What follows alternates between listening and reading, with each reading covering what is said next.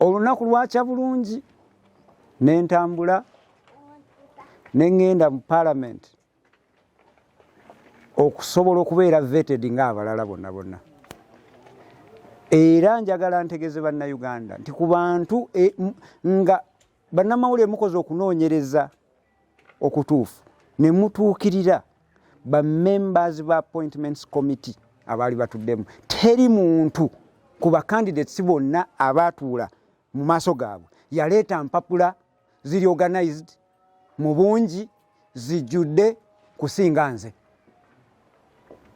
Ekyo njagala mukibuuze ne the leader of opposition kubanga yanneebaza okubanga naleeta ebintu ebiri ki organized. N'abalala besimenye mannya. Ekigambibwa nti bannange abali mu kategori ng'eyange abalina obutuuze obusoba mu butuuze obumu kubanga twali bameka bana bonna baweereza emails ku embassy ezaki ez'enjawulo. Era kyekintu nange kye nakola ki nange nendeeta obujulizi obulaga nti nkoze eki. Era nga ntudde awo mu maaso g'abakiise abakiise bonna ba members ba appointments committee basanyukira presentation yange bonna. Singa mu butuufu appointments committee proceedings ezo zaali recorded mwandirabye nti abaki nabakubanga ku meeza. Era memba omu n'ateeka omukono waggulu n'amuvinga motion n'agamba nti Dr. Muganga byatubuulidde presentation ye ebadde nnungi nnyo, nze mbadde nsaba tukole ki tulonde. Era n'awagirwa ne ba members abalala bameka abasoba mu bataano. Ekyo bakiyita seconding.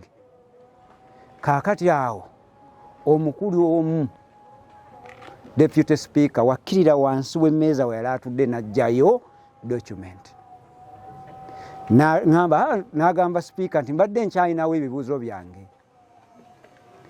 Era teyalwawo n'atandika ebibuuzo bye nga byonna ng'akola ekisoboka kyonna okulaba nti ndabika nti ndi Munyarwanda era avaawa e Rwanda era alina obutuuze bwawa bw'e Rwanda. N'ajjayo ripooti n'agamba nti yagijjeewa ku immigration. Naye nga ne ba members bonna abatudde awo teri memba n'omu yalina ripooti eyo. Nange teyampaako yadde kopi. N'ambuuza ebibuuzo n'ayogera ebintu bingi ne musaba deputy speaker nsobola okunnyonnyola. N'aŋŋamba lindako nja kukuwa ki? Nja kukuwa obudde nnyonnyole. Tugenda okumaliriza ne bansaba nkole ki? Nfulume.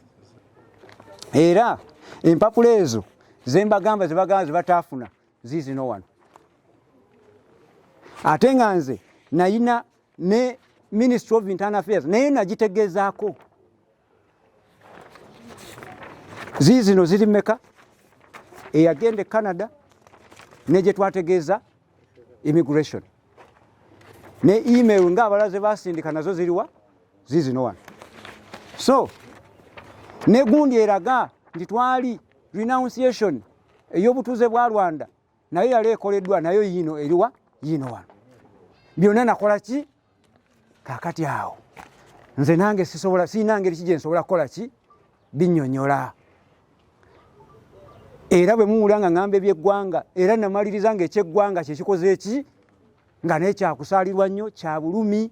Ndi Munnayuganda ng'abalala, nzaalibwa wano, nsomedde mu masomero ag'enjawulo, ngenze mu Kibisi Primary School eyo eri mu Kalungu era ndowooza Oweekitiibwa Ssekindi yakiikirirawo. Nvuddeyo ngenze era ku Sala Good Hope era yakiikirirayo. Eya ne nvaayo ne njolekera Masaka Baptist School ekijja bwemi. Simanyi mukiise wa Masaka Municipality naye awo wenkoze eki? Wensomedde. Nvuddeyo ngenze Kajuna Primary School era eyo Kalungu no si Kalungu eyo Bukoto East Constituency. Oweekitiibwa ndowooza bamuyita Babirye, omukyala bamuyita Babirye yakiikirira awantu awo.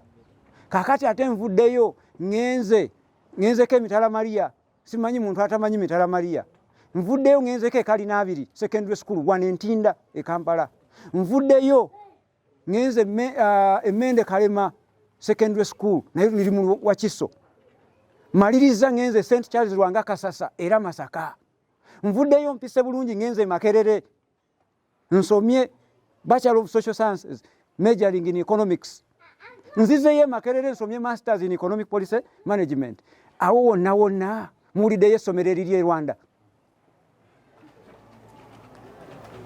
kati bana Uganda mbadde mbasaba nammwe mukozese bwenkanya bwe mubanga muwuliriza ebintu bino omukulu